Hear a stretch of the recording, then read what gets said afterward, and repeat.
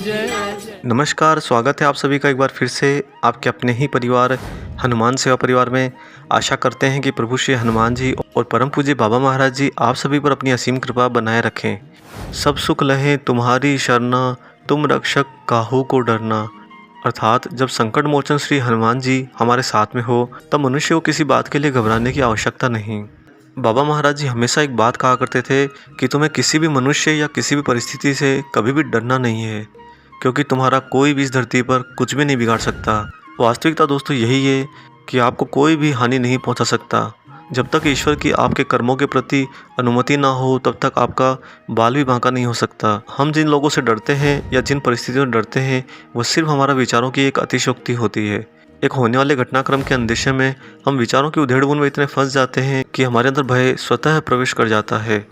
महाराज जी ने हमेशा अपने भक्तों पर ऐसी कृपा बनाए रखी है कि ना केवल उन्हें आर्थिक संकट से उबार देते हैं, अपितु शारीरिक रोग, शारीरिक संकट हो या फिर कभी आप वास्तव में ऐसी मुसीबत में फंस जाओ जहाँ कहीं आपको चोर, उचक्के, डाकू ऐसे कलुषित अत्याचारियों का सामना करना पड़े, उस समय भी महाराज जी किसी न किसी रूप में आपको उस संकट से बाहर निकाल लेते हैं। महाराज जी हमेशा अपने हनुमान स्वरूप को साकार करते हैं कि कोई भी भक्त किसी भी संकट में हो, अगर उनका नाम तक आपने स्मरण किया है तो उनकी ऊर्जा आपको बचाने के लिए पहुंच जाती है।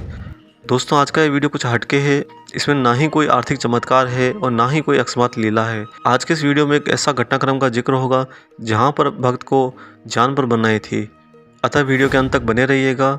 इससे पहले हम आगे बढ़े, आप सभी से एक छोटी सी गुजारिश है, इस वीडियो को ज़्यादा से ज़्यादा लाइक करिए और सभी चिरपरिचित लोगों में से शेयर करिए। जो लोग इस चैनल पर नए हैं, प्रथम बार वीडियो देख रहे हैं, वो चैनल को सब्सक्राइब जरूर कर लें। साथ ही बेल आइकन को ऑन कर लीजिए ताकि आने वाले समय में सभी नई वीडियो आप तक सर्वप्रथम पहुँचें।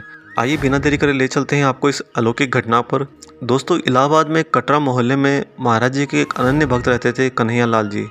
कन्हैया लाल जी की उम्र उस समय वृद्धावस्था में थी, परंतु वे महाराज जी को बहुत मानते थे। आपने कुछ फोटोज़ में बाबा की आरती करते हुए एक वृद्ध व्यक्ति को देखा होगा, वही कन्हैया लाल जी हैं। उनके परिवार व परिवारजनों पर महाराज जी की बहुत कृपा बनी रही है। कन्हैया लाल जी के बड़े पुत्र हुए हैं प्रकाश नारायण जी, जो कि उस समय ईस्टर्न जोन में टेलीफोन विभाग में डिविजनल मैनेजर थे। यह घटना है 20 जुलाई 1991 की। उस दिन वह अपने अधीनस्थ इंजीनियर के साथ बर्मा सीमा पर किसी टेलीफोन संयंत्र का निरीक्षण करने के लिए इम्फाल से जा रहे थे। जब ये लोग जाते समय जंगल के रास्ते से गुजर रहे थे तभी एक युवक ने सुनसान सड़क पर इनकी जीप के आगे हाथ दिया इन्हें रुकवाने के लिए।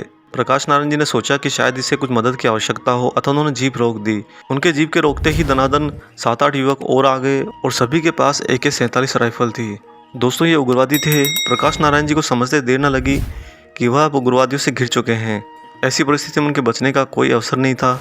उन उग्रवादियों ने इन लोगों से जीप छोड़ देने को कहा। तब प्रकाश नारायण जी महाराज जी का स्मरण करने लगे और एक ही पंक्ति का निरंतर मन में जाप करने लगे, तुम रक्षक काहू को डरना, बाबा तुम रक्षक काहू को डरना। कुछ ही सेकंड्स में एक अनोखा ऐसा प्रभाव हुआ कि महाराज जी ने एक तरफ तो इन लोगों की घबराहट दूर कर दी और मनोबल दिया और दूसरी तरफ उग्रवादियों की बुद्धि ही कुंद कर दी। इन लोगों ने उग्रवादियों से मुस्कुराते हुए कहा कि सरकारी जीप है, हम लोगों की नौकरी चली जाएगी। तब उन उग्रवादियों में से एक ने कहा कि नहीं, तुम्हारी नौकरी नहीं जाएगी, तुम लोग यहीं पास में एक झोपड़ी में बैठो, हम आधे घंटे में हमारे में से एक साथी को अस्पताल पहुंचाकर जीप वापस कर देंगे।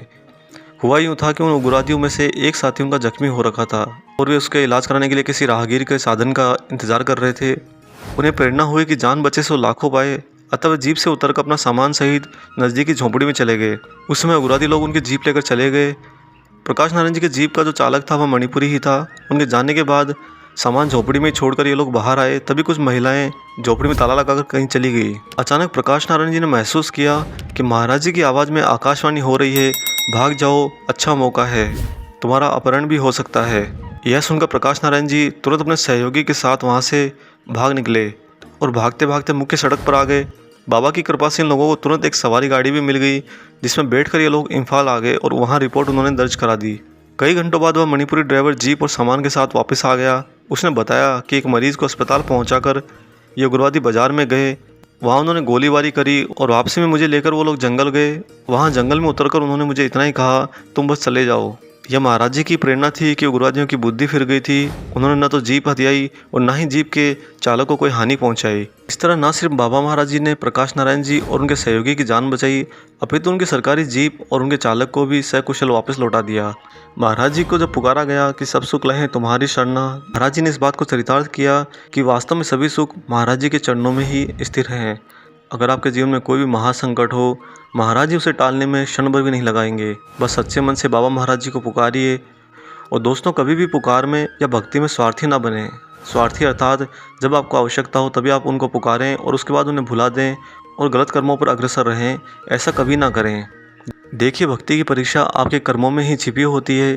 जब आप कर्म कर रहे होते हैं उस समय ईश्वर की और आपके गुरु की पैनी नज़र आप पर होती है।